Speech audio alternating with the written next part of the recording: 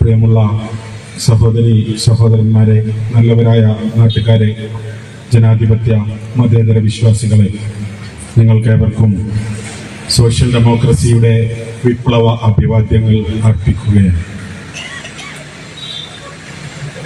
ഇന്ന് social democratic party of India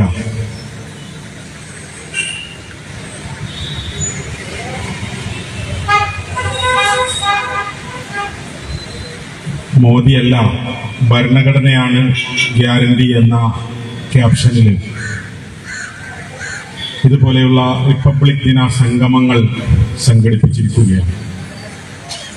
ഇന്ന് നമ്മുടെ രാജ്യം 75ാം റിപ്പബ്ലിക് ദിന ആഘോഷ പരിപാടികൾ നടത്തിക്കൊണ്ടിരിക്കുന്ന, അല്ലെങ്കിൽ രാജ്യത്തെ ജനങ്ങൾ ആഘോഷിച്ചു കൊണ്ടിരിക്കുന്ന ഒരു സാഹചര്യത്തിൽ രാജ്യത്തെ ഉത്തരവാദിത്വ ബോധമുള്ള രാഷ്ട്രീയ പ്രസ്ഥാനമായ ഇന്ത്യ രാജ്യത്ത് ഇന്നത്തെ രാജ്യം ആവശ്യപ്പെട്ടുകൊണ്ടിരിക്കുന്ന ഏറ്റവും പ്രധാനപ്പെട്ട നിർഭയ രാഷ്ട്രീയത്തിന്റെ സന്ദേശം രാജ്യവ്യാപകമായി നടപ്പാക്കിക്കൊണ്ടിരിക്കുന്ന social democratic party of India ഈ റിപ്പബ്ലിക് ദിന സംഗമത്തിൽ ഭരണഘടനയെ സംരക്ഷിക്കുക, ഭരണഘടനാ സംരക്ഷണ ദിനം ആചരിച്ചുകൊണ്ട് മോദിയല്ല ഭരണഘടനയാണ് ഈ രാജ്യത്തിന്റെ ഗ്യാരണ്ടി എന്ന സന്ദേശം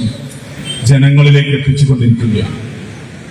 മലപ്പുറം ജില്ലാ കമ്മിറ്റിയുടെ നേതൃത്വത്തിൽ സംഘടിപ്പിച്ച ഈ പരിപാടി പ്രത്യേകിച്ച് രാജ്യത്തിന്റെ സ്വാതന്ത്ര്യ സമര പോരാട്ടങ്ങളിലെ ഏറ്റവും പ്രധാനപ്പെട്ട പങ്കുവഹിച്ചിട്ടുള്ള,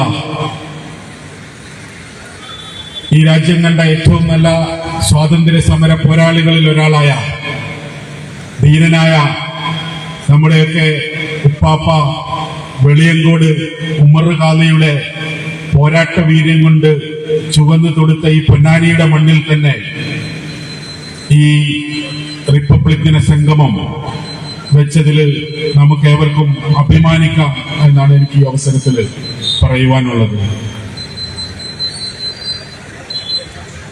ഈ രാജ്യത്തിന്റെ ഏറ്റവും പ്രധാനപ്പെട്ട, അല്ലെങ്കിൽ ഈ രാജ്യത്തിന്റെ ആത്മാവാണ് ഭരണഘടന എന്ന് പറയുന്നത്.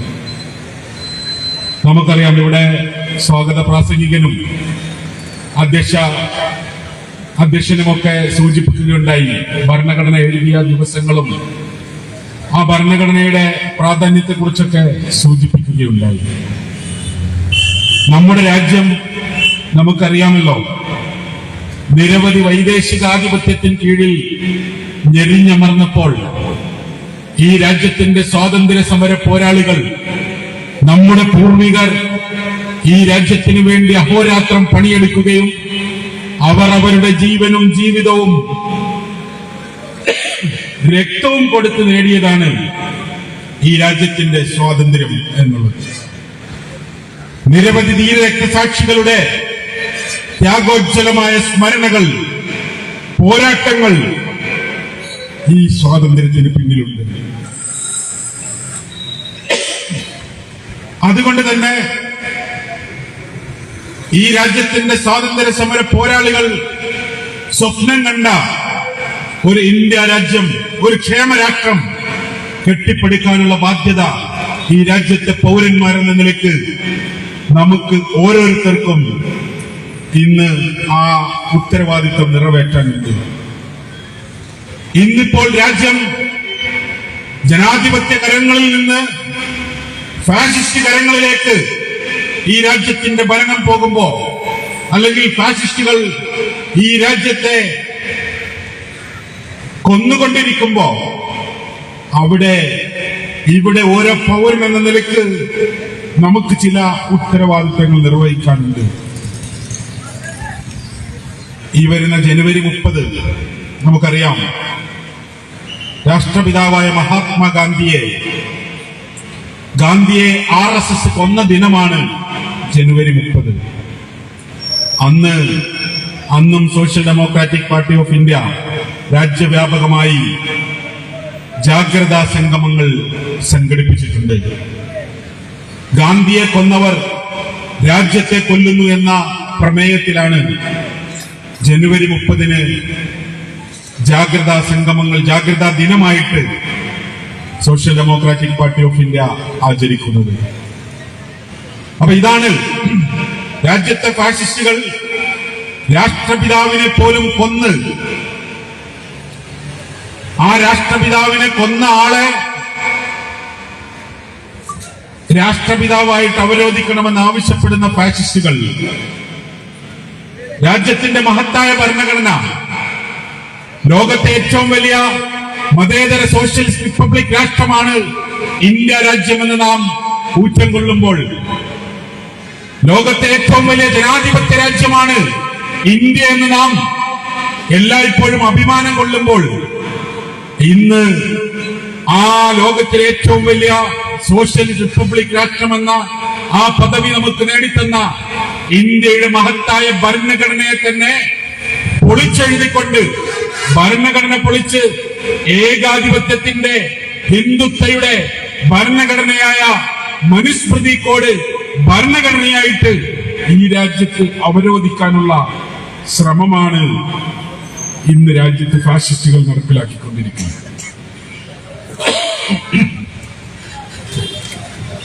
അതുകൊണ്ട് തന്നെ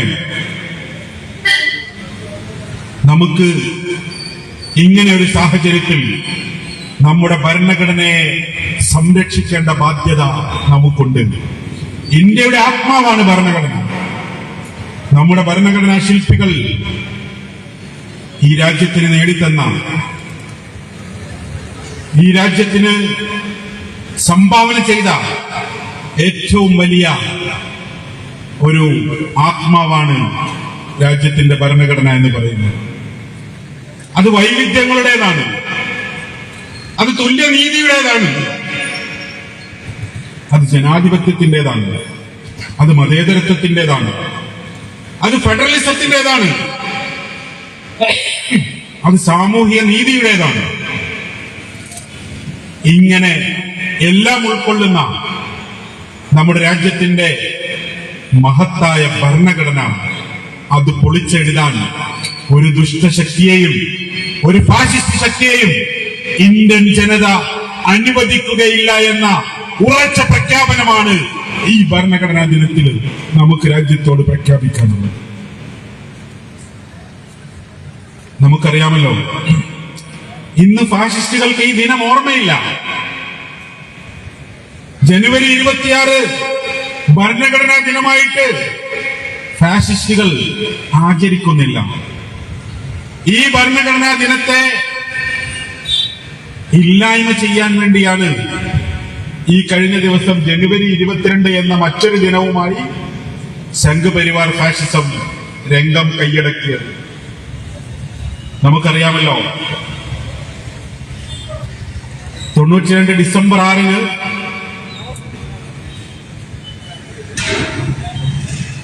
ബാബരി മസ്ജിദ് തകർത്ത് അവിടെ ഒരു അനീതിയുടെ കെട്ടിടം നിർമ്മിച്ചിട്ട് അതില് രാമനെ കുടിയിരുത്തുന്ന ഒരു ചടങ്ങാണ് അവിടെ പ്രാണപ്രതിഷ്ഠ എന്ന പേരിൽ ഈ കഴിഞ്ഞ ജനുവരി 22 BJP അല്ലെങ്കിൽ രാജ്യത്തിന്റെ പ്രധാനമന്ത്രി ഉൾപ്പെടെ രാജ്യത്തിന്റെ മുഴുവൻ ഭരണ സംവിധാനങ്ങളും അങ്ങനെ ഒരു ചടങ്ങ് നടത്തിയത്. എന്നാൽ BJPയുടെ രാഷ്ട്രീയ നേട്ടത്തിനപ്പുറം പൊതുസമൂഹം, ജനങ്ങൾ അതിനെ തള്ളിക്കളഞ്ഞു എന്നാണ് നാം മനസ്സിലാക്കുന്നത്. കേവലം BJPയുടെ രാഷ്ട്രീയ പരിപാടിയാക്കി അതിനെ മാറ്റി പ്രധാനമന്ത്രി അപഹാസ്യനായ, അല്ലെങ്കിൽ ഒരു പൂജാരിയുടെ, മതേതര രാജ്യത്തിന്റെ പ്രധാനമന്ത്രി ഒരു പൂജാരിയുടെ റോൾ അഭിനയിച്ചു തീർത്തു. രാജ്യത്തിന്റെ ജനാധിപത്യ മൂല്യങ്ങൾക്കും ഭരണഘടനാ മൂല്യങ്ങൾക്കുമൊന്നും പ്രസക്തിയില്ലാത്ത വിധം ഏകാധിപത്യ ഹിന്ദുത്വ രാഷ്ട്രത്തിന്റെ പ്രഖ്യാപനമാണ് തങ്ങൾ നടത്തുന്നത് എന്ന് മോദിയും കൂട്ടരും പൊതുസമൂഹത്തെ ബോധ്യപ്പെടുത്തി എന്നുള്ളതാണ് അതിൽ നിന്ന് നമുക്ക് കിട്ടുന്ന സന്ദേശം. അത് മാത്രമല്ല, അന്ന് വലിയ ആഘോഷ പരിപാടിയാക്കി മാറ്റി ചലനങ്ങൾ സൃഷ്ടിക്കുമെന്ന് പറഞ്ഞിട്ട് ഈ രാജ്യത്തെ ഹൈന്ദവ വിശ്വാസികൾ അതിനെ തള്ളിക്കളഞ്ഞു. രാജ്യത്തെ ബഹുഭൂരിപക്ഷം ക്ഷേത്രങ്ങളിലും അവർ ഇതിനെ ഒരു ആഘോഷമാക്കി ആചരിച്ചില്ല. മാത്രമല്ല, പ്രമുഖരായ പ്രധാനപ്പെട്ട സന്യാസിമാർ ഈ ചടങ്ങിൽ നിന്ന് വിട്ടുനിന്നു. അവര് പറഞ്ഞത്, പള്ളി പൊളിച്ചെടുത്ത് ഒരു കെട്ടിടം നിർമ്മിച്ചിട്ട് അതിനെ ക്ഷേത്രമാക്കി അതിൽ രാമനെ കുടിയിരുത്താനുള്ള ശ്രമം അത് ഹൈന്ദവ ധർമ്മത്തിൻ്റെതല്ല, അത് ഹൈന്ദവ ധർമ്മത്തിന്റെ ഭാഗമല്ല. അതുകൊണ്ട് ഞങ്ങൾ അതിനെ അംഗീകരിക്കുന്നില്ല. ഇത് തങ്ങളുടെ രാമനല്ല എന്ന് പറഞ്ഞുകൊണ്ടാണ് അവര് ആ ചടങ്ങ് ബഹിഷ്കരിച്ചത്.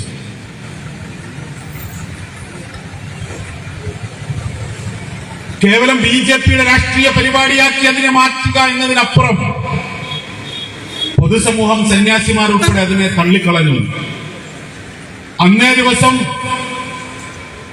ഭവനങ്ങളിൽ ദീപം തെളിച്ച് ഇതിന് ഐക്യദാർഢ്യം പ്രഖ്യാപിക്കണമെന്ന പ്രധാനമന്ത്രിയുടെ ആഹ്വാനം. മുമ്പ് പ്രധാനമന്ത്രി ഇതുപോലെ പലതും പറഞ്ഞിട്ടുണ്ട്. പാത്രം കൊട്ടാനും, ചെണ്ട മുട്ടാനും, പൂ വിതറാനും, വിളക്കണയ്ക്കാനും, ഇങ്ങനെ ഒരുപാട് ഗിമ്മിക്കുകൾ മുമ്പ് ആളുകളെ കോവിഡ് സമയത്ത് മുഴുപട്ടിണിയിലാക്കിയിട്ട് പ്രധാനമന്ത്രി പറഞ്ഞു പോയിട്ടുണ്ട്. ഇപ്പോൾ പറഞ്ഞത് ദീപം തെളിക്കണം ഭവനങ്ങളിൽ ദീപം തെളിക്കണമെന്ന് പറഞ്ഞിട്ട് ബിജെപി ഭവനങ്ങളും ബിജെപിയുടെ പ്രവർത്തകരും ബിജെപി ഭവനങ്ങളും ഒഴികെ മറ്റാരും ഒരു ദീപം അല്ലെങ്കിൽ അങ്ങനെ ഒരു ദീപം തെളിച്ച് അതിനോട് ഐക്യദാർഢ്യം പ്രഖ്യാപിക്കാൻ തയ്യാറായില്ല. കാരണം ഇരുട്ടുള്ളിടത്താണല്ലോ വെളിച്ചം വരേണ്ടത്. ഇരുട്ടും അന്ധകാരവും നിറഞ്ഞ ഒരു സമൂഹത്തിലാണ് വെളിച്ചം വേണ്ടത്. ആ ഇരുട്ടും അന്ധകാരവും ഒക്കെ ഉള്ളത് ഇപ്പോഴും ബിജെപിക്കാരുടെയും RSSകാരുടെയും അല്ലെങ്കിൽ അത്തരം ഫാഷിസ്റ്റുകളെ പിന്തുണയ്ക്കുന്നവരുടെ മനസ്സിലും ഫാഷിസ്റ്റുകളുടെ ഭവനങ്ങളിലും ഒക്കെ തന്നെയാണ്. അതുകൊണ്ട് അവിടെ വിളക്ക് അല്ലെങ്കിൽ അവിടെ ദീപം തെളിയണം. പക്ഷെ പുറമെ ദീപം തെളിഞ്ഞിട്ട് കാര്യമില്ല. ഉള്ളിൽ എത്ര ഇരുട്ട് ബാധിച്ച ആളുകളുടെ കയ്യിൽ പുറമെ ദീപം തെളിഞ്ഞിട്ട് കാര്യമില്ല. ഉള്ളിലേക്ക് പ്രകാശം കയറണം. ഫാഷിസ്റ്റുകൾക്ക് ഇപ്പോഴും ഉള്ളിലേക്ക് പ്രകാശം കയറിയിട്ടില്ല എന്ന് നമുക്ക് സമീപകാല അല്ലെങ്കിൽ ഇതുവരെയുള്ള ഓരോ സംഭവ വികാസങ്ങളിലും നമുക്ക് ബോധ്യപ്പെടുന്നുണ്ട്. അതുകൊണ്ട് തന്നെയാണ് രാജ്യഭൂരിപക്ഷത്തിന്റെ ആഗ്രഹമായ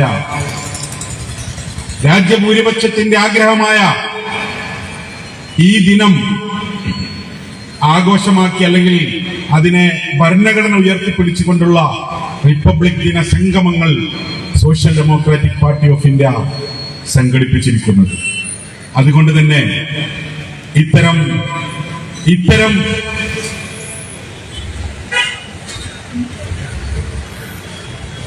പൊള്ളയായ ഗിമ്മിക്കുകളും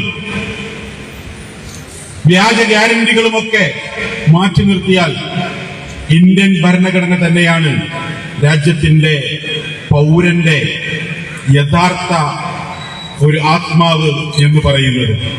അതുകൊണ്ട് തന്നെ ആ ഇന്ത്യൻ ഭരണഘടന ഉയർത്തിപ്പിടിച്ചുകൊണ്ട് തന്നെ ഈ രാജ്യത്തെ ജനങ്ങൾ ഫാഷിസ്റ്റുകളെ പുറന്തള്ളുക തന്നെ ചെയ്യും. കാരണം ഈ രാജ്യം കണ്ട ഏറ്റവും വലിയ 2 ഭീകരാക്രമങ്ങളാണ്. ഒന്ന് ഗാന്ധി വധവും രണ്ടാമത്തേത് ബാബരി മസ്ജിദ് ധ്വംസനവും. അതില് ബാബരിയുടെ വിഷയത്തിൽ ഇന്ത്യൻ പാർലമെന്റ് ഉറപ്പ് നൽകിയതാണ്. ഇന്ത്യൻ ഭരണഘടന ഉയർത്തിപ്പിടിച്ചുകൊണ്ട് തന്നെ ഇന്ത്യൻ ഭരണഘടനയുടെ തകർച്ചയാണ് എന്ന് വിലയിരുത്തിക്കൊണ്ട് ആ ഭരണഘടനയുടെ തകർച്ച, ഭരണഘടനയ്ക്ക് പറ്റിയ ക്ഷതം അത് മാറ്റുന്നതിന് എന്നാണോ ആ ബാബരി മസ്ജിദ് പുനർനിർമ്മിച്ചുകൊണ്ട് തന്നെ അതിന്റെ ആ ഭരണഘടനയ്ക്ക് സംഭവിച്ച ക്ഷതം മാറ്റുമെന്ന് അന്ന് രാജ്യത്തിന്റെ പാർലമെന്റ് ഉറപ്പ് നൽകിയതാണ്. പക്ഷേ അത് ഈ രാജ്യത്തിന്റെ മതേതര കക്ഷികൾ എന്ന് പറയപ്പെടുന്ന കപട രാഷ്ട്രീയക്കാർ വരെ ആ വിഷയം മറന്നു പോയിട്ടുണ്ട്. അതുകൊണ്ട് തന്നെ ഇപ്പോൾ പ്രാണപ്രതിഷ്ഠയും അതുപോലെയുള്ള പൊളിറ്റിക്കൽ ഗിമ്മിക്കുകളും ഒക്കെ നടത്തിക്കൊണ്ടിരിക്കുന്ന ഇന്ത്യൻ ഫാഷിസ്റ്റുകളോട് പറയുവാനുള്ളത്, സംഘ് പരിവാർ ഫാഷിസ്റ്റുകളോട് പറയുവാനുള്ളത്, എന്നാണോ ഇന്ത്യൻ ജനതയ്ക്ക് സാധ്യമാവുക അന്ന് ഇന്ത്യയുടെ മഹത്തായ ഈ ഭരണഘടന ഉയർത്തിപ്പിടിച്ചുകൊണ്ട് തന്നെ അതേ വഖഫ് ഭൂമിയിൽ ബാബരി മസ്ജിദിന്റെ മിനാരങ്ങൾ ഉയരുന്ന ഒരു ദിനം വരും. അന്ന് ഈ രാജ്യത്തിന്റെ ഭരണഘടന അന്ന് ഉയർന്നു തന്നെ നിൽക്കുന്ന ഒരു ദിനം വരാനുണ്ട് എന്ന് ഇന്ത്യ രാജ്യത്തിന്റെ ഫാഷിസ്റ്റുകൾ ഓർമ്മിക്കുന്നത് നല്ലതാണ്. ഇപ്പോൾ social democratic party of India ഇങ്ങനെ ഒരു സംഗമത്തില് മോദിയല്ല ഭരണഘടനയാണ് ഗ്യാരണ്ടി എന്ന് പറയാൻ എന്നൊരു ക്യാപ്ഷനില് ഈ കേരളത്തിന്റെ തെരുവോരങ്ങളിൽ ഇത്തരം റിപ്പബ്ലിക് ദിന സംഗമങ്ങൾ സംഘടിപ്പിക്കാനുള്ള പ്രധാനമായ ഒരു കാരണമുണ്ട്. നിങ്ങൾക്കറിയാം, കഴിഞ്ഞ ആഴ്ച നമ്മുടെ രാജ്യത്തിന്റെ പ്രധാനമന്ത്രി നരേന്ദ്രമോദി വന്നിട്ട് തൃശൂരിൽ വന്നിട്ട് വലിയ റോഡ് ഷോ നടത്തി.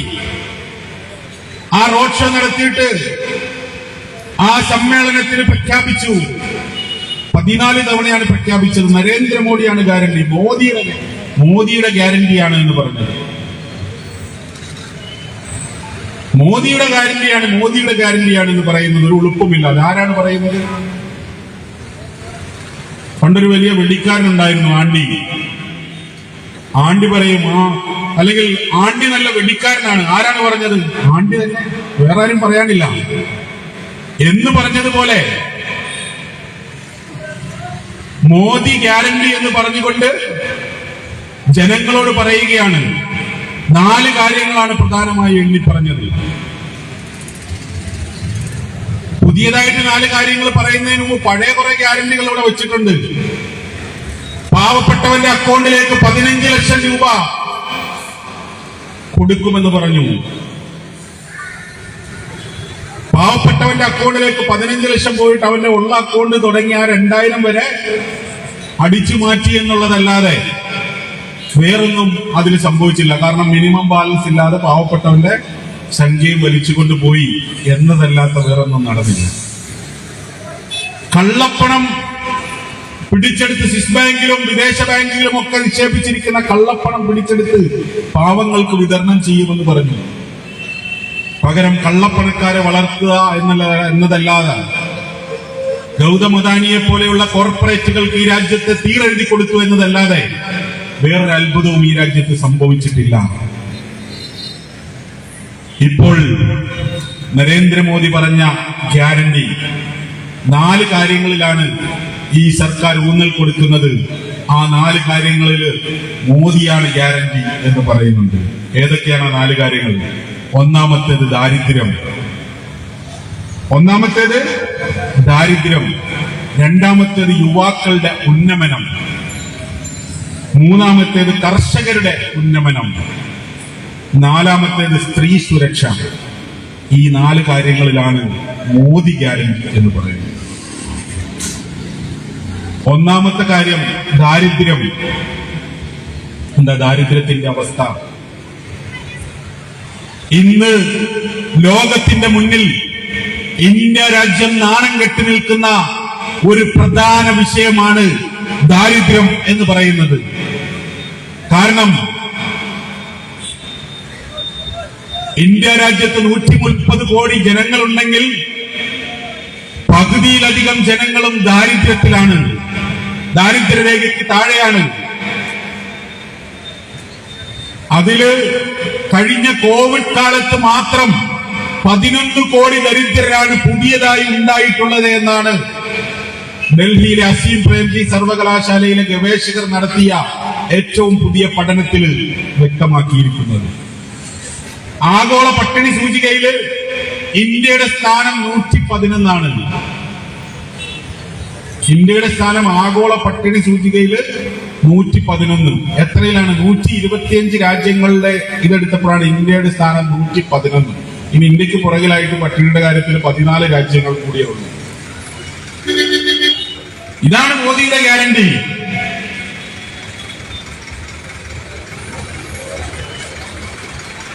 ഇതാണ് മോദിയുടെ ഗ്യാരണ്ടി ആയിട്ട് എണ്ണിക്കൊണ്ടിരിക്കുന്നത് എന്ന് നാം മനസ്സിലാക്കണം. ഇനി ഇത് മാത്രമല്ല, രാജ്യം പട്ടിണിയിലേക്ക് കൂപ്പുകുത്തുമ്പോൾ രാജ്യത്തിന്റെ പൊതുകടം കൂടിക്കൊണ്ടിരിക്കുന്നു. ജനിച്ചു വീഴുന്ന ഓരോ കുട്ടിയും കടക്കാരനായിട്ടാണ് ജനിക്കുന്നത്. 2023 മാർച്ച് 31 വരെയുള്ള കണക്ക് പ്രകാരം ഇന്ത്യ രാജ്യം 155.8 ലക്ഷം രൂപ 8 ലക്ഷം കോടി രൂപ ഇന്ത്യ രാജ്യം 155.8 ലക്ഷം കോടി രൂപ ഇന്ത്യ രാജ്യം കടത്തിലാണ്. ഇനി ഈ കടത്തിന്റെ കണക്കെടുക്കുകയാണെങ്കിൽ 2014 മാർച്ച് 31, അതായത് 2014 ഏപ്രിൽ മെയ്യിലാണ് മോദി അധികാരത്തിലെത്തുന്നത്, BJP സർക്കാർ അധികാരത്തിലെത്തുന്നത്.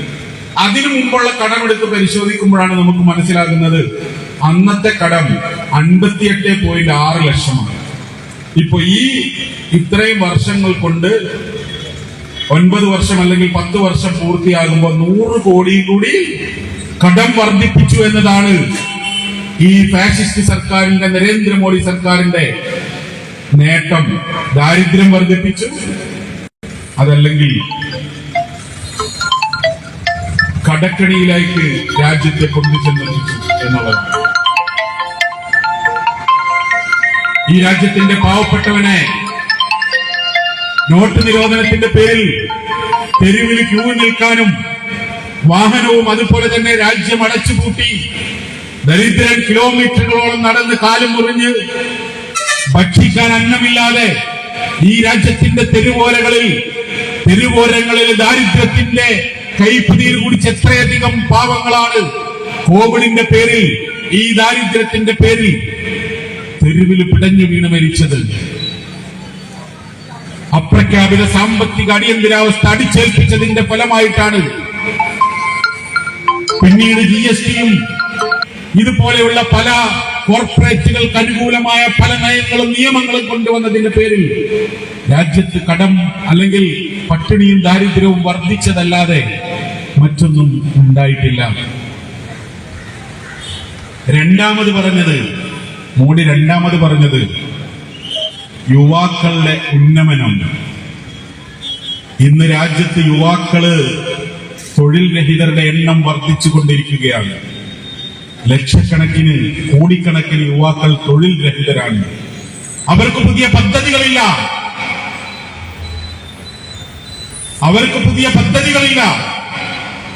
യുവാക്കൾ വലിയ അരക്ഷിതാവസ്ഥയിലും അസമത്വത്തിലുമൊക്കെ നിലനിൽക്കുന്ന ഒരു സാഹചര്യമാണുള്ളത്. എന്നിട്ട് പറയുകയാണ് യുവാക്കളുടെ ഉന്നമനം ഈ സർക്കാരിന്റെ മുഖ്യ അജണ്ടയാണ്, അതിന് മോദിയാണ് ഗ്യാരണ്ടി എന്ന് പറയുന്നു. മൂന്നാമത്തെ കാര്യം കർഷകരുടെ ഉന്നമനം. ലോകത്ത് ഏറ്റവും കൂടുതൽ കർഷകർ ആത്മഹത്യ ചെയ്യുന്ന ഒരു രാജ്യം ഇന്ത്യ രാജ്യമാണ്. കർഷകരുടെ ഉന്നമനം, എന്ത് കർഷകരുടെ ഉന്നമനമാണ്? ഇപ്പോൾ വെളിപ്പെട്ടിരിക്കുന്ന പുതിയ കണക്കുകൾ പ്രകാരം ഓരോ 24 മണിക്കൂറിലും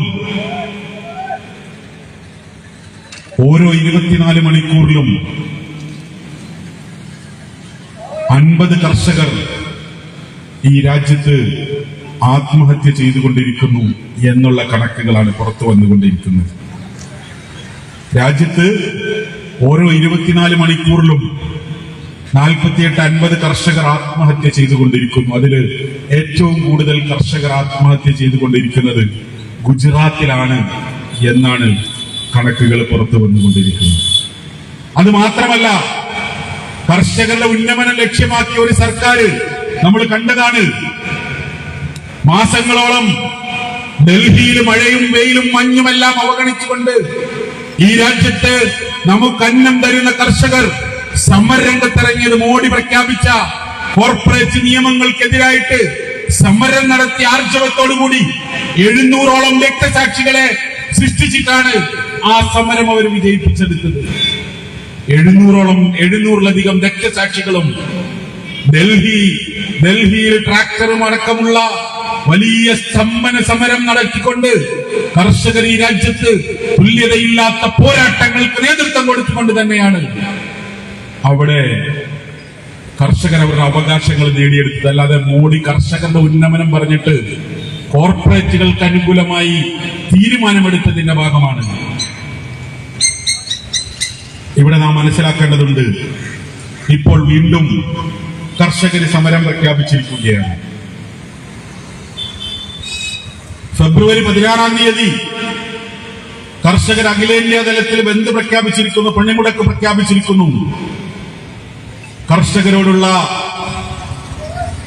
സർക്കാരിന്റെ നയങ്ങളിൽ പ്രതിഷേധിച്ചുകൊണ്ടാണ് ഇത്തരമൊരു രീതിയുമായിട്ട് മുന്നോട്ട് പോയിരിക്കുന്നത്. അപ്പോഴാണ് പറഞ്ഞുകൊണ്ടിരിക്കുന്നത് കർഷകർ ആത്മഹത്യ ചെയ്യുന്നു, കർഷകരുടെ ഭൂമി കോർപ്പറേറ്റുകൾക്ക് തീരെഴുതുന്നു, ആദിവാസികളുടെ ഭൂമി കോർപ്പറേറ്റുകൾക്ക്, ഖനന മാഫിയകൾക്കും അതുപോലെ തന്നെ കോർപ്പറേറ്റുകൾക്കും തീരെഴുതി കൊടുത്തുകൊണ്ടിരിക്കുന്ന ഒരു സർക്കാരാണ് പറയുന്നത്. അതിന്റെ തലവനാണ് പറയുന്നത് മോദിയാണ് ഗ്യാരണ്ടി കർഷകരുടെ ഉന്നമനം എന്ന് പറയുന്നത്. ഏറ്റവും അവസാനമായി അല്ലെങ്കിൽ 4-ാമത്തെ കാര്യമായി മോഡി പറഞ്ഞ ഗ്യാരണ്ടി സ്ത്രീ സുരക്ഷയാണ്. സ്ത്രീ സുരക്ഷ കഴിഞ്ഞ സ്വാതന്ത്ര്യ ദിനത്തിനും ചെങ്കോട്ടയിൽ നിന്നുകൊണ്ട് മോഡിയുടെ വലിയ പ്രഖ്യാപനം ഉണ്ടായിരുന്നു, സ്ത്രീകളുടെ സുരക്ഷ. സ്ത്രീകളുടെ സുരക്ഷ വലിയ ചർച്ചയാക്കി. അതിനാരാ ഗ്യാരണ്ടി കൊടുക്കുന്നത്? മോദി. സ്വന്തം ഭാര്യയെ വരെ ഒരു തലാഖും ചൊല്ലാതെ ഒഴിവാക്കിയ ആളാണ്. ആ സ്ത്രീക്ക് പോലും ഒരു സുരക്ഷ കൊടുക്കാൻ സാധിക്കാത്ത ആളാണ് രാജ്യത്തെ മുഴുവൻ സ്ത്രീകൾക്കും സുരക്ഷയുടെ കാര്യം പറഞ്ഞുകൊണ്ടിരിക്കുന്നത്. രാജ്യത്തിന്റെ പാർലമെന്റിൽ 2023 ജൂലൈ മാസം പാർലമെന്റ് സമ്മേളിച്ചപ്പോൾ അവിടെ ഒരു കണക്ക് വെച്ചിരുന്നു. 2019-2021 കാലയളവില് ആ പാർലമെന്റില് വെച്ച കണക്ക് പ്രകാരം 2019-2021 2 വർഷ കാലയളവിൽ രാജ്യത്ത് നിന്ന് 13.13 ലക്ഷം 13,13,000 പെൺകുട്ടികളെ അല്ലെങ്കിൽ സ്ത്രീകളെ കാണാതായിട്ടുണ്ട്. അവരെവിടെയാണെന്ന് അറിയില്ല, അവർക്ക് എന്ത് സംഭവിച്ചു എന്നറിയില്ല എന്ന്. ഇത് കാണാതായവരുടെ മാത്രമാണ്. മറ്റു ബലാത്സംഗം ചെയ്യപ്പെട്ടവരുടെയും കൊലക്കിരയായവരുടെയും കണക്കുകളൊക്കെ വേറെ വരാനിരിക്കുന്നു. ഇത്രയും ആളുകളെ കാണാനില്ല, അവരെ കുറിച്ച് വിവരമില്ല, അവർക്ക് എന്താണ് സംഭവിച്ചതെന്ന് അറിയില്ല. എന്നിട്ടും സ്ത്രീ സുരക്ഷയ്ക്ക് മോദി ഗ്യാരണ്ടിയാണ്. അത്ര എവിടെയാണ് ഈ ഫാഷിസ്റ്റ് സർക്കാരിന്റെ കാലത്ത് സ്ത്രീക്ക് സുരക്ഷ ഉണ്ടായിട്ടുള്ളത്? മണിപ്പൂരിന്റെ കാര്യം ആരും മറന്നിട്ടില്ലല്ലോ. മണിപ്പൂരില് ക്രൈസ്തവ വേട്ടയുടെ പേരിൽ അവിടെ ഈ ഇന്ത്യ രാജ്യത്തിന്റെ അതിർത്തി കാക്കുന്ന സൈനികന്റെ ഭാര്യയെ നഗ്നയാക്കി, പൂർണ്ണ നഗ്നയാക്കി നടത്തി കൂട്ടബലാത്സംഗം ചെയ്ത് തെരുവിലിട്ട് ക്രൂരമായിട്ട് കൊലപ്പെടുത്തിയത് ഈ രാജ്യത്തിന്റെ RSSഉം BJPയും ഫാഷിസ്റ്റുകളുമാണ്. അവർക്കാണ് മോഡിയുടെ ഗ്യാരണ്ടി ഉള്ളത്, അല്ലാതെ ഈ രാജ്യത്തിന്റെ സ്ത്രീകൾക്കല്ല. എന്നിട്ട് അവരെ എന്ത് ചെയ്തു? ഒരിക്കൽ പോലും അവിടെ സന്ദർശിച്ചിട്ട് അവർക്കൊരു ആശ്വാസം കൊടുക്കാൻ രാജ്യത്തിന്റെ പ്രധാനമന്ത്രി തയ്യാറായിട്ടില്ല. കഴിഞ്ഞ സ്വാതന്ത്ര്യ ദിനത്തിൽ ചെങ്കോട്ടയിൽ നിന്നുകൊണ്ട് രാജ്യത്തിന്റെ പ്രധാനമന്ത്രി സ്ത്രീ സുരക്ഷയെ കുറിച്ച് പ്രഖ്യാപിച്ചപ്പോൾ അന്നേ ദിവസം മോഡിയുടെ ഗുജറാത്തില് ബിൽക്കീസ് ബാനു എന്ന 11 ബ്രാഹ്മണന്മാര് കൂട്ടബലാത്സംഗത്തിനിരയാക്കി കയ്യിലിരുന്ന 3 വയസ്സുകാരിയെ ഭിത്തിയിലടിച്ച് കൊലപ്പെടുത്തി ആ കുടുംബത്തിലെ 14ഓളം പേരെ ചുട്ടരിച്ചിട്ട് അതിലെ പ്രതികളായ 11 ആളുകളെ ഗുജറാത്ത് സർക്കാർ വെറുതെ വിട്ടു. മോദിയുടെ പാർട്ടി ഭരിക്കുന്ന ഗുജറാത്ത് സർക്കാർ ആ പ്രതികളെ വെറുതെ വിട്ടിട്ട് അവർക്ക് മോദിയുടെ പാർട്ടിയും ആ കുടുംബങ്ങളും സ്വീകരണം ഒരുക്കി. അവിടുത്തെ കോടതികളും അതിന് അതിനനുകൂലമായിട്ട് നിലനിന്നു. എന്നിട്ട് പറഞ്ഞത് അവർ ബ്രാഹ്മണരാണ്, അവർ നല്ല സ്വഭാവത്തിനുടമകളാണ്, അവരങ്ങനെ ചെയ്യൂല എന്നാണ്. സ്ത്രീ സുരക്ഷയെ കുറിച്ച് വാചാലനായ ആ ദിവസം തന്നെ പ്രധാനമന്ത്രി സ്ത്രീ സുരക്ഷയെ കുറിച്ച് പറയുമ്പോൾ അവിടെ ഗുജറാത്തിലെ ബിൽക്കീസ് ബാനുവിന്റെ കേസിലെ ആളുകളെ വെറുതെ വിട്ടു. ഇപ്പോൾ സുപ്രീം കോടതി അവരെ വീണ്ടും അവരെ വെറുതെ വിട്ട നടപടി റദ്ദാക്കിയിട്ട് തിരികെ അവരെ കാരാഗ്രഹത്തിലാക്കി. അതും അട്ടിമറിക്കാനുള്ള ശ്രമത്തിലാണ് മോഡി സർക്കാർ ഉള്ളത്. എന്ത് സ്ത്രീ സുരക്ഷയാണ്! മാത്രമല്ല, ഇതേ മോദിയുടെ ഗ്യാരണ്ടി ഇപ്പോൾ പറയുമ്പോ നരേന്ദ്രമോദിയും അമിത്ഷയും ഗുജറാത്ത് ഭരിച്ചുകൊണ്ടിരുന്നപ്പോഴാണ് 2002 ഗുജറാത്തിൽ ഗോത്രയുടെ പേരിൽ ഇവർ തന്നെ കുഴപ്പങ്ങൾ ഉണ്ടാക്കിയിട്ട് മോദിയുടെയും അമിത്ഷയുടെയും ഭരണ സംവിധാനങ്ങളും ഉപയോഗിച്ചുകൊണ്ട് അവിടെ ഗർഭിണിയുടെ വയർ പിളർന്ന് പിഞ്ചു കുഞ്ഞിനെ എടുത്ത് അഗ്നിയിലേക്ക് വലിച്ചെറിയപ്പെട്ട നിരവധി സ്ത്രീകളെ ചുട്ടരിച്ച ഗുജറാത്ത് 2002 ഗുജറാത്ത് കലാപം ആരും മറന്നിട്ടില്ല. മോദി ഈ ഗ്യാരണ്ടി പ്രഖ്യാപിക്കുമ്പോൾ മാധ്യമ പ്രവർത്തകയായ ഗൗരി ലങ്കേഷ്, അവർ സ്ത്രീയല്ലായിരുന്നു, അവർക്ക് എന്ത് സുരക്ഷയാണ് ഉണ്ടായിരുന്നത്? കർണാടകയിലെ ലങ്കേഷ് വാരികയുടെ എഡിറ്ററും ഫാഷിസ്റ്റ് വിരുദ്ധ പോരാളിയും സ്ത്രീപക്ഷ പോരാളിയുമായ ഗൗരി ലങ്കേഷ് എന്ന സ്ത്രീയെ ഇതേ മോദിയുടെ ആളുകളല്ലേ പോയിന്റ് ബ്ലാങ്കിൽ വെട്ടിവെച്ച് കൊന്നത്. ഇന്നും ഗൗരി ലങ്കേഷിന്റെ കൊലയാളികളെ മോദി സർക്കാർ എന്ത് ചെയ്തു? അവർക്ക് ഗ്യാരണ്ടി കൊടുത്തു എന്നുള്ളതല്ലാതെ ഗൗരി ലങ്കേഷിനെ പോലെയുള്ള ആളുകൾക്ക് എന്ത് ഗ്യാരണ്ടിയാണ് കൊടുത്തിട്ടുള്ളത്? ഈ രാജ്യത്തെ ദളിത് സമൂഹത്തിന്, ആദിവാസി സമൂഹത്തിന് എന്ത് ഗ്യാരണ്ടിയാണ് കൊടുത്തിട്ടുള്ളത്? ഇന്നും ഭീകര മുഖ്യമന്ത്രിയായ യോഗി ആദിത്യനാഥ് ഭരിക്കുന്ന യുപിയിലാണ് ഏറ്റവും കൂടുതൽ ആദിവാസി സ്ത്രീകളും ദളിത് സ്ത്രീകളും ബലാത്സംഗത്തിന് ഇരയായിക്കൊണ്ടിരിക്കുന്നതും ജാതീയ പീഡനത്തിന് ഇരയായിക്കൊണ്ടിരിക്കുന്നതും യോഗിയുടെ യുപിയിലാണ്. രാജ്യവ്യാപകമായി ഒരു മണിക്കൂറിലും ഒരു ദളിത് സ്ത്രീയെങ്കിലും ജാതീയ പീഡനത്തിനോ ബലാത്സംഗത്തിനോ ഇരയായിക്കൊണ്ടിരിക്കുന്ന ഒരു രാജ്യമായിട്ട് ഇന്ത്യ രാജ്യം അധപ്പതിച്ചുകൊണ്ടിരിക്കുന്നത് മനസ്സിലാക്കണം. അവിടെയാണ് സ്ത്രീ സുരക്ഷയ്ക്ക് ഗ്യാരണ്ടി കൊടുക്കുന്നത്. ഉന്നാവോ ആരും മറന്നിട്ടില്ല, ഹത്രാസ് ആരും മറന്നിട്ടില്ല. ഉന്നാവോയില് BJP MLA ബലാത്സംഗം ചെയ്ത ഒരു ദളിത് പെൺകുട്ടി, ആ പെൺകുട്ടിയുടെ പിതാവിനെ വധിച്ചു, ബന്ധുക്കളെ വധിച്ചു, മാതാവിനെ വധിച്ചു.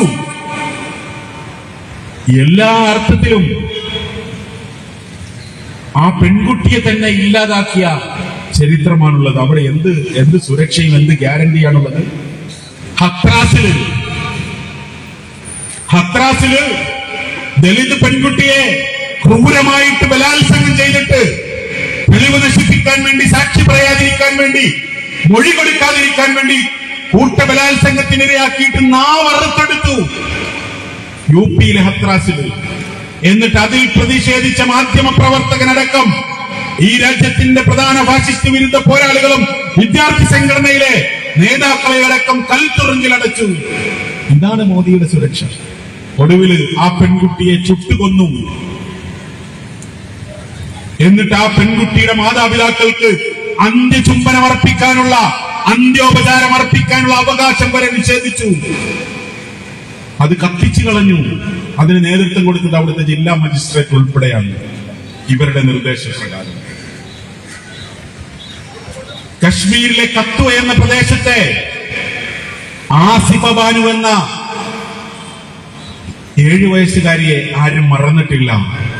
മോദിയുടെ കിങ്കരന്മാർ, അമിത്ഷയുടെ കിങ്കരന്മാർ, RSSന്റെ ഭീകരന്മാർ ഒരാഴ്ചക്കാലം ഒരു 7 വയസ്സുകാരിയെ ഒരു ക്ഷേത്രത്തിനുള്ളിൽ വെച്ച് ക്രൂരമായിട്ട് പീഡിപ്പിച്ച് കൊലപ്പെടുത്തിയിട്ട് ആ പ്രതികൾക്ക് അനുകൂലമായി നിന്ന പ്രധാനമന്ത്രിയും അതുപോലെ തന്നെ ഒരു സംവിധാനവും ഒരു BJP ഉൾപ്പെടെയുള്ള പ്രസ്ഥാനങ്ങൾ എന്നിട്ടിപ്പോൾ പറയുന്നു ഞാനാണ് ഗ്യാരണ്ടി സ്ത്രീ സുരക്ഷയ്ക്ക് വേണ്ടി. എന്തിന്? മുത്തലാഖ് ബില്ല് കൊണ്ടുവന്നു. ആ മുത്തലാഖിന്റെ പേരിൽ വിവാഹമോചനം മുത്തലാഖ് ചൊല്ലി വിവാഹമോചനം നടത്തിയ മുസ്ലിമാണെങ്കിൽ അവനെ ക്രിമിനൽ കുറ്റമായിട്ട് ജയിലിലടക്കും. Social democratic party of India പറയുന്നത് ഒരു സ്ത്രീയോടും ആരും അന്യായം കാണിക്കാൻ പാടില്ല. അവർക്ക് രാജ്യത്തിന്റെ നിയമം അനുശാസിക്കുന്ന പരമാവധി ശിക്ഷ കൊടുക്കണം. അത് മുസ്ലിമോ ദലിതനോ ക്രൈസ്തവനോ ഈ രാജ്യത്തെ ഏത് മതമാണല്ലോ, ഹൈന്ദവനോ ജൈനനോ സിഖോ പാഴ്സോ ഏതുമായിക്കോട്ടെ, നിയമം എല്ലാവർക്കും ഒരുപോലെ ആവണം.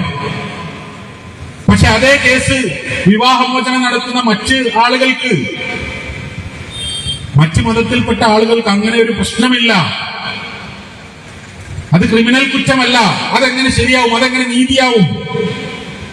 അങ്ങനെ ഇനി ഈ മുത്തലാഖ് എന്ന് പറഞ്ഞതുപോലെ തന്നെ വിവാഹമോചനം നടത്തിയ ഹൈന്ദവരെ ആ ലിസ്റ്റിൽ പെടുത്തുകയാണെങ്കിൽ ആദ്യം ജയിലിലാകുന്നത് നരേന്ദ്രമോദിയായിരിക്കും. കാരണം അദ്ദേഹം ഒരു സ്ത്രീയെ ഒരു തലാഖ് പോലും ചൊല്ലാതെ ഒഴിവാക്കിയിട്ടുണ്ട്. അതും ശൈശവവിവാഹം. രാജ്യത്ത് ശൈശവവിവാഹം കുറ്റകൃത്യം മാത്രമേ. അങ്ങനെയാണെങ്കിൽ അതിന്റെ പേരിൽ പോക്സോ കേസ് വരെ ചുമത്തേണ്ടി വരും. ഒന്ന് ആലോചിച്ച് നോക്കി. പക്ഷെ ഇതൊന്നും രാജ്യത്തിന്റെ മാറ്ററല്ല എന്നാണ് പറയുന്നത്. ഇതൊക്കെ തോന്നിയ വാസത്തില് ഓരോന്ന് നടത്തിക്കൊണ്ടിരിക്കുകയാണ്. എന്നിട്ട് ഗ്യാരണ്ടി തങ്ങളാണ് എന്ന് പറയുന്നു. ആരാണ് ഗ്യാരണ്ടി? ഇവിടെയൊക്കെ ഈ അക്രമവും അനീതിയും ഒക്കെ കൊടികുത്തി വാഴുമ്പോൾ, അരങ്ങു വാഴുമ്പോൾ social democratic party of India പറയുന്നതാണ്, മോദി അല്ല ഇതിനൊക്കെ ഗ്യാരണ്ടി. ഇതിനൊക്കെ ഗ്യാരണ്ടി നമ്മുടെ രാജ്യത്തിന്റെ ഭരണഘടനയാണ്. ആ ഭരണഘടനയാണ് നമുക്ക് സ്വാതന്ത്ര്യം തന്നിരിക്കുന്നത്. ആ ഭരണഘടനയാണ് നമുക്ക് നീതി തന്നിരിക്കുന്നത്. ആ ഭരണഘടനയാണ് നമുക്ക് സുരക്ഷ നൽകുന്നത്. ആ ഭരണഘടനയാണ് നമുക്ക് സാമൂഹ്യ നീതി തരുന്നത്. ആ ഭരണഘടന ബഹുസ്വരതയുടേതാണ്. ആ ഭരണഘടന ജനാധിപത്യത്തിന്റേതാണ്. ആ ഭരണഘടന മതേതരത്വത്തിന്റേതാണ്. അങ്ങനെ ജനാധിപത്യത്തിന്റെയും മതേതരത്വത്തിന്റെയും ബഹുസ്വരതയുടെയും വൈവിധ്യങ്ങളുടെയും എല്ലാവർക്കും തുല്യനീതി നൽകണമെന്ന ആ നീതിയുടെയും ഒക്കെ ഭരണഘടനയാണ് ഇവിടെ ഗ്യാരണ്ടിയായിട്ട് മുന്നിൽ നിൽക്കുന്നത്. അല്ലാതെ മോദിയോ മോദിയുടെ കിങ്കരന്മാരോ കൊണ്ടുവന്നിട്ടുള്ള ഒരു ന്യായ സംഹിതയുമല്ല എന്ന് പറയുന്നു. ഇപ്പൊ പുതിയ നിയമ സംഗതികൾ ഭാരതീയ ന്യായ സംഹിത കൊണ്ടുവന്നിട്ടുണ്ട്. അതിൽ പല ക്ലോസുകളുമുണ്ട്. വൈദേശികമായത് ഒഴിവാക്കിക്കൊണ്ട് രാജ്യത്തിൻ്റെതാക്കുക എന്ന് പറഞ്ഞിട്ടാണ് ഭാരതീയ ന്യായ സംഹിത IPCയും CRPC ഒക്കെ മാറ്റിയിട്ട് ഭാരതീയ ന്യായ സംഹിത കൊണ്ടുവന്നിരിക്കുന്നത്. ദുരൂഹമാണ്. നമുക്കറിയാം, രാജ്യം ഏകാധിപത്യത്തിലേക്ക് പോയിക്കൊണ്ടിരിക്കുന്നതിന്റെ ഏറ്റവും വലിയ തെളിവാണ് കഴിഞ്ഞ ഡിസംബർ 13 രാജ്യത്തിന്റെ പാർലമെന്റില് കർണാടകയിൽ നിന്നുള്ള ഒരു MP-യുടെ ഒത്താശയോടുകൂടി, BJP MP-യുടെ ഒത്താശയോടുകൂടി പാർലമെന്റിനകത്ത് കയറിയിട്ട് പുകബോംബ് പൊട്ടിച്ചിട്ട് അതിൽ പ്രതിഷേധിച്ച 146 MP-മാരെ സസ്പെൻഡ് ചെയ്ത സമയത്താണ് പല ബില്ലുകളും പാസാക്കിയത്. പല വിവാദ ബില്ലുകളും പാസാക്കിയെടുത്തു. ഈ 146 ആളുകളെ പുറത്താക്കിയിട്ട് സസ്പെൻഡ് ചെയ്തിട്ട് അതിൽ പ്രധാനപ്പെട്ട ഒരു ബില്ലാണ് ഇലക്ഷൻ കമ്മീഷൻ, മുഖ്യ ഇലക്ഷൻ കമ്മീഷണറെയും അതുപോലെ തന്നെ അസിസ്റ്റന്റ് ഇലക്ഷൻ കമ്മീഷണറെയും ഒക്കെ നിയമിക്കുന്ന ബില്ല്. അതില് ചീഫ് ജസ്റ്റിസ്, സുപ്രീം കോടതി ചീഫ് ജസ്റ്റിസ് അതിൽ അംഗമായിരുന്നു. ആ സുപ്രീം കോടതി ചീഫ് ജസ്റ്റിസിനെ ഒഴിവാക്കിയ വിവാദമായ ബില്ല് പാസാക്കിയത് ഈ സമയത്താണ്, ഈ കാലയളവിലാണ്. ടെലികമ്മ്യൂണിക്കേഷൻ ബില്ല്, വാട്സപ്പും ഫേസ്ബുക്കും അടക്കമുള്ള സാമൂഹിക മാധ്യമങ്ങളിൽ കൂടുതൽ ചോർത്താനും കൂടുതൽ ഇടപെടൽ നടത്താനും പൗരന്മാരുടെ സ്വകാര്യതയിലേക്ക് കടന്നു കയറാനുമുള്ള കൂടുതൽ അവകാശം നൽകുന്ന ബില്ല്, സർക്കാരിന് നൽകുന്ന ബില്ല് ഈ കാലയളവിലാണ് പാസാക്കിയത്. അതുപോലെ തന്നെ പോസ്റ്റ് ഓഫീസ് ബില്ല്,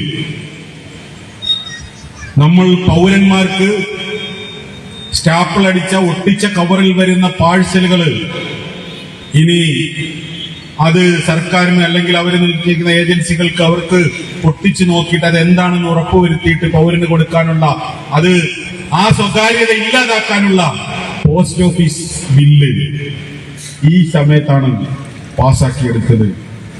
ഇങ്ങനെയുള്ള നിരവധി ബില്ലുകൾ ഈ സമയത്ത് മോഡി ഗവൺമെന്റ് പാസാക്കി 146 പ്രതിപക്ഷ എംപിമാരെ സസ്പെൻഡ് ചെയ്തിട്ട്.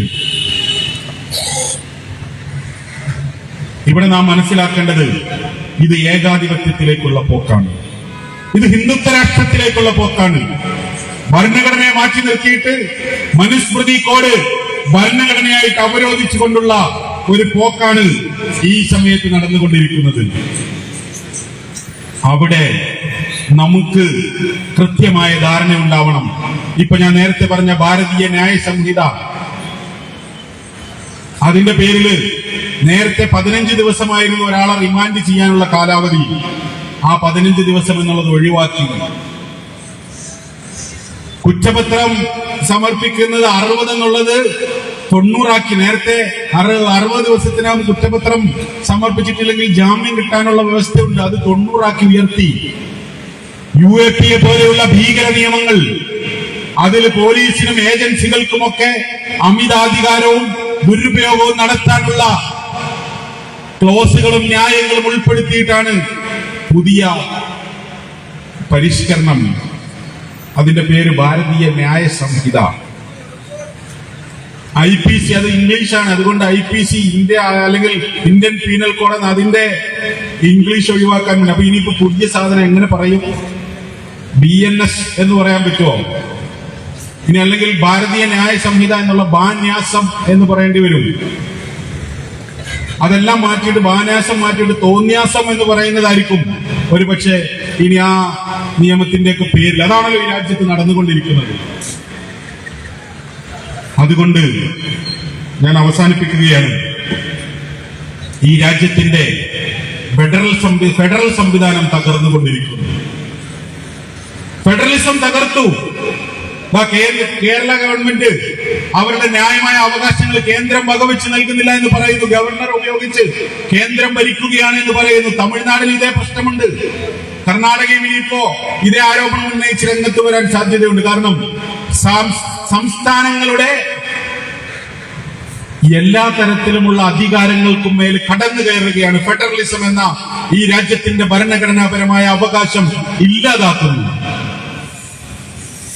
അതിന്റെ ഭാഗമാണല്ലോ ജമ്മു കാശ്മീരിന്റെ 370 വകുപ്പെടുത്തി കളഞ്ഞ് സംസ്ഥാന പദവി ഇല്ലാതാക്കി അതിനെ കീറി മുറിച്ച് ഇപ്പോഴും തോക്കിൻ മുനയിൽ കശ്മീരിനെ നിർത്തിയിരിക്കുന്നത്. എന്നിട്ട് അത് ഇനി അതിൽ ഏറ്റവും അപകടകരമായ സംഗതി സുപ്രീം കോടതി പറഞ്ഞതാണ്. ഒരു സംസ്ഥാനത്തിന്റെ സംസ്ഥാന പദവി ഇല്ലാതാക്കാനോ അതിനെ വെട്ടിമുറിക്കാനോ അതൊക്കെ ഒഴിവാക്കാനോ ഇന്ത്യൻ പാർലമെന്റിന് അധികാരമുണ്ട് എന്ന് പറഞ്ഞിട്ട് സുപ്രീം കോടതി ഈ കാശ്മീരിന്റെ 370 വകുപ്പ് എടുത്തു കളഞ്ഞത് ശരിവെച്ചുകൊണ്ട് സുപ്രീം കോടതി ഒരു വിധി പ്രഖ്യാപിച്ചിട്ടുണ്ട്. അത് അപകടകരമായ വിധിയാണ് ഈ രാജ്യത്തിന്റെ. കാരണം സംസ്ഥാനങ്ങളോട് ആലോചിക്കാതെ സംസ്ഥാനങ്ങളുടെ അനുമതിയോടുകൂടി സംസ്ഥാനങ്ങളുടെ കൺസേണോടുകൂടി മാത്രമേ ഇത്തരം കാര്യങ്ങൾ ചെയ്യാവൂ എന്ന മുമ്പുള്ള നിയമത്തിന്റെ ലംഘനമാണ് ഇപ്പോൾ നടത്തിയിരിക്കുന്നത്. സുപ്രീം കോടതി പല കാര്യങ്ങളിലും ഇങ്ങനെ വിധി പ്രസ്താവിക്കുന്നുണ്ട്. ഈ കഴിഞ്ഞ മാസമാണ് സുപ്രീം കോടതി ചീഫ് ജസ്റ്റിസ് ഒരു കാര്യം ജനങ്ങളോട് തുറന്നു പറഞ്ഞത്. നവംബർ 9 ബാബരി മസ്ജിദിന്റെ വിധി അത് ഞങ്ങള് നടത്തിയത് സംഘർഷ സാധ്യത മുന്നിൽ കണ്ടുകൊണ്ടാണ്. ആരാ പറയുന്നത്? ഇന്ത്യ രാജ്യത്തിന്റെ പരമോന്നത നീതിപീഠമായ സുപ്രീം കോടതിയാണ് പറഞ്ഞത്. സംഘർഷ സാധ്യത മുന്നിൽ കണ്ടു. അതുകൊണ്ടാണ് ഞങ്ങൾ പേര് പോലും രേഖപ്പെടുത്താതെ, ഒരു ജഡ്ജിയുടെ പേര് പോലും രേഖപ്പെടുത്താതെ, സാധാരണ ഏത് ജഡ്ജിയാണോ അതിന്റെ എന്നുള്ളത് ആ ജഡ്ജിമാരുടെ പേരുകൾ അതിനകത്ത് ആലേഖനം ചെയ്യും. പക്ഷേ അതുപോലും രേഖപ്പെടുത്താതെ സംഘർഷ സാധ്യത മുന്നിൽ കണ്ടുകൊണ്ട് സുപ്രീം കോടതി എന്ന് മാത്രം എഴുതിക്കൊണ്ട് ഒരു വിധി, ഒരു അന്യായ വിധി പുറപ്പെടുവിച്ചത് സംഘർഷ സാധ്യത മുന്നിൽ കണ്ടാണെന്ന് ആലോചിച്ച് നോക്കി. ഈ രാജ്യത്തെ സാധാരണക്കാരായ പൗരന്മാര് അവർക്ക് ഭരണകൂടങ്ങളും അന്വേഷണ ഏജൻസികളും പോലീസും സൈന്യവും ഉൾപ്പെടെയുള്ള എല്ലാ ഏജൻസികളും അവരുടെ മേൽ കടന്നു കയറുമ്പോൾ അല്ലെങ്കിൽ അവരുടെ അവകാശങ്ങൾ ഹനിക്കുമ്പോൾ തങ്ങൾക്ക് നീതി വേണമെന്ന് തോന്നുന്ന ഓരോ ഇന്ത്യൻ പൗരനും അവന്റെ നീതിക്ക് വേണ്ടി അവൻ സമീപിക്കുന്ന അവസാനത്തെ അത്താണിയായിട്ട് കണ്ടിരിക്കുന്ന നീതിന്യായ പീഠം, പരമോന്നത നീതിന്യായ പീഠത്തിന്റെ പരമാധികാരിയായ ചീഫ് ജസ്റ്റിസ് ആണ് പറഞ്ഞത്, ഞങ്ങള് ഈ രാജ്യത്തെ നീതിയോ നിയമങ്ങളോ ഭരണഘടനയോ ഒന്നും നോക്കിയിട്ടല്ല വിധി പറഞ്ഞത്, പകരം സംഘർഷ സാധ്യത മുന്നിൽ കണ്ടുകൊണ്ട് ഫാഷിസ്റ്റുകൾക്ക് അനുകൂലമായ ഒരു വിധി എന്നിട്ട് പുറപ്പെടുവിച്ചു എന്ന് പറഞ്ഞത്. ഒന്ന് ആലോചിച്ച് നോക്കി, ഈ രാജ്യത്തിന്റെ പൗരന് എങ്ങനെയാണ് ഈ പൗരന് ഇനി മുന്നോട്ട് പോവുക എന്നുള്ള ഒരു ചോദ്യം കൂടിയാണ് അതിലെറിഞ്ഞിരിക്കുന്നത്. നീതി നിഷേധിക്കുമ്പോഴാണല്ലോ പൗരന്മാര്, നീതി എവിടെയും കിട്ടില്ല എന്നറിയുമ്പോഴാണല്ലോ പൗരന്മാര് നിയമം കൈയെടുക്കുന്നതും നിയമം ലംഘിക്കാൻ മുതിരുന്നതും. അത് ചെയ്യണമെന്നാണോ ചീഫ് ജസ്റ്റിസ് പറഞ്ഞു വെക്കുന്നത്? കാരണം സാധാരണഗതിയിൽ സംഘർഷ സാധ്യതയുണ്ടെങ്കിൽ പരമോന്നത നീതിപീഠം ചെയ്യേണ്ടത് സൈന്യത്തെ മുൻനിർത്തി, പോലീസിനെ മുൻനിർത്തി അവിടെ നീതി സ്ഥാപിക്കാൻ, സംഘർഷം ഉണ്ടാക്കുന്നത് ഏത് വിഭാഗമാണോ അവരെ നിലയ്ക്ക് നിർത്തിക്കൊണ്ട് നീതി പുനഃസ്ഥാപിക്കുക എന്നുള്ളതാണ് ഒരു കോടതിയുടെ ദൗത്യം. അത് മറന്നുകൊണ്ട് അക്രമികൾക്ക് അനുകൂലമായിട്ട് സംഘർഷ സാധ്യത മുന്നിൽ കണ്ടുകൊണ്ട് വിധി പുറപ്പെടുവിച്ചാൽ നാളെ ഇനി ബലാത്സംഗം ചെയ്തവർക്ക് അവൻ വീണ്ടും സംഘർഷം ഉണ്ടാക്കുമെന്ന് കരുതിയിട്ട് ആ ബലാത്സംഗികൾക്ക് അനുകൂലമായിട്ട് വിധിച്ചാൽ ഈ രാജ്യത്തിന്റെ പോക്ക് എങ്ങോട്ടാകും? അത് മനസ്സിലാക്കേണ്ടതുണ്ട്. കാരണം ഇനിയും ഈ രാജ്യം മുന്നോട്ട് പോകേണ്ടതുണ്ട്. അതുകൊണ്ട് തന്നെ ഈ രാജ്യത്തിന്റെ ജനാധിപത്യ വിശ്വാസികളെ സംബന്ധിച്ചിടത്തോളം ഈ രാജ്യത്തിന്റെ ഭരണഘടനയാണ് ഒന്നാമതായിട്ട് ഈ രാജ്യത്തിന്റെ ജനങ്ങൾ കാണുന്നത്. ഇന്ത്യ രാജ്യത്തിന്റെ ആത്മാവായ ഇന്ത്യൻ ഭരണഘടന. അതുകൊണ്ട് ഈ രാജ്യം ഒരു കാരണവശാലും ഏകാധിപത്യത്തിലേക്ക് പോയിട്ടില്ല. ഏകാധിപത്യത്തിലേക്ക് പോകാൻ ഈ രാജ്യത്തിന്റെ പൗരന്മാർ അനുവദിക്കുകയുമില്ല. കാരണം ഏകാധിപത്യവും ഹിന്ദുത്വ രാഷ്ട്രവും ഒക്കെ സ്ഥാപിക്കണമെന്ന ഫാഷിസ്റ്റുകളുടെ ഗൂഢ താല്പര്യമാണ്.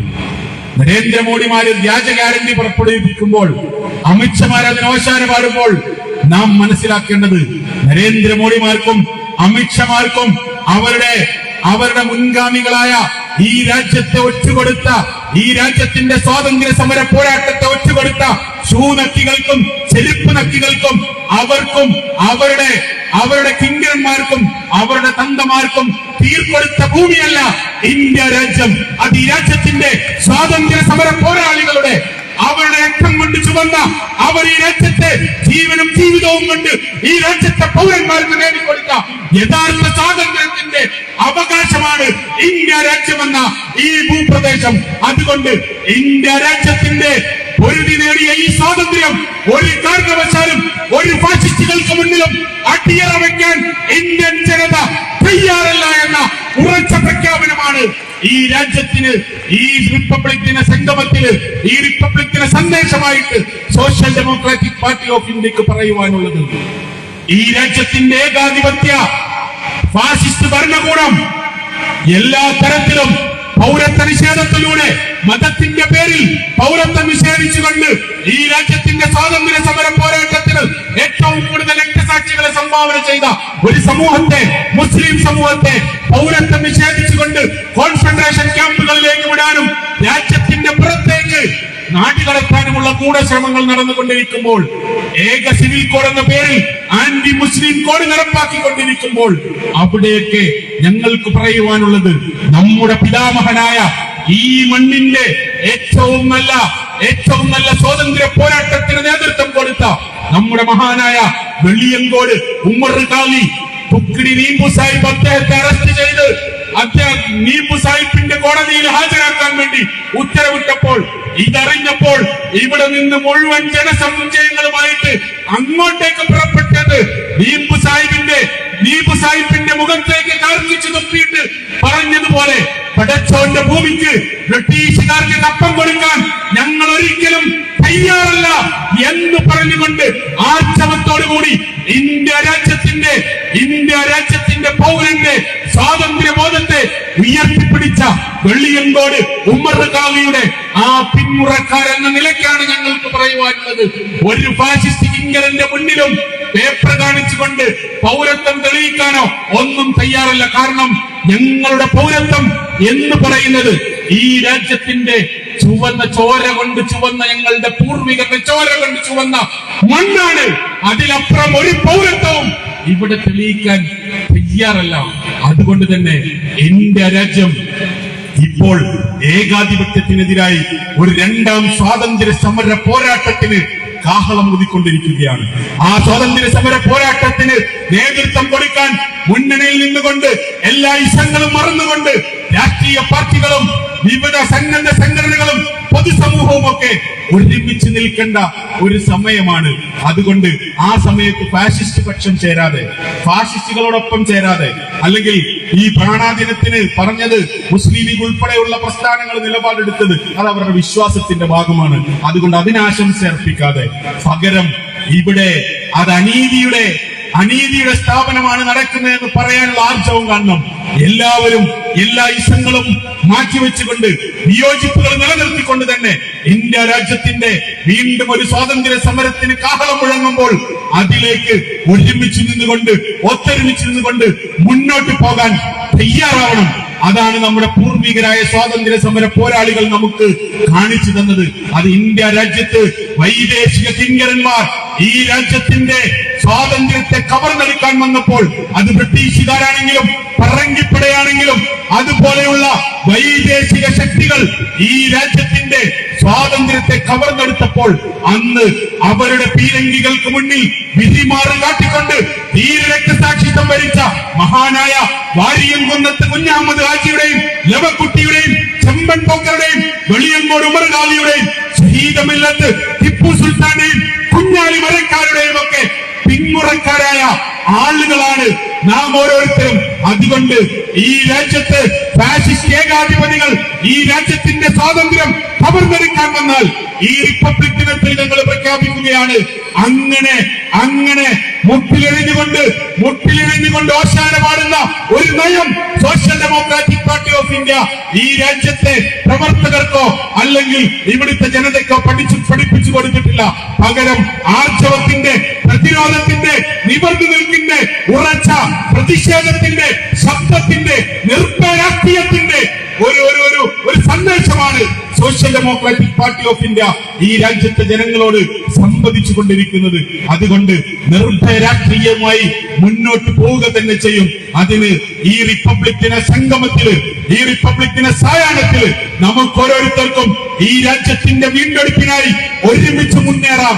ആ ഒരുമിച്ചുള്ള മുന്നേറ്റത്തില് ഏത് ഫാഷിസ്റ്റ് ഏകാധിപതികളുടെയും കോട്ടകൊത്തളങ്ങള് അത് തകർക്കേണ്ടി വന്നാൽ പോലും ഒരുമിച്ച് നിന്നുകൊണ്ട് ഈ രാജ്യത്തിന്റെ സ്വാതന്ത്ര്യ സമര പോരാളികളെ അനുസ്മരിച്ചുകൊണ്ട് അവരുടെ ധീരമായ രക്തസാക്ഷിത്വത്തിന് മുന്നിൽ 1000 രക്തപുഷ്പങ്ങൾ അർപ്പിച്ചുകൊണ്ട് ഈ റിപ്പബ്ലിക് ദിനത്തിന് മുഴുവൻ ജനാധിപത്യ മതേതര വിശ്വാസികൾക്കും ആശംസകൾ നേർന്നുകൊണ്ട് നമുക്ക് രാജ്യത്തിന്റെ വീണ്ടെടുപ്പിനായി നമുക്ക് ഒത്തൊരുമിച്ച് മുന്നേറാം. ജയ് സോഷ്യൽ ഡെമോക്രസി, ജയ് ഹിന്ദ്. അസ്സലാമു അലൈക്കും.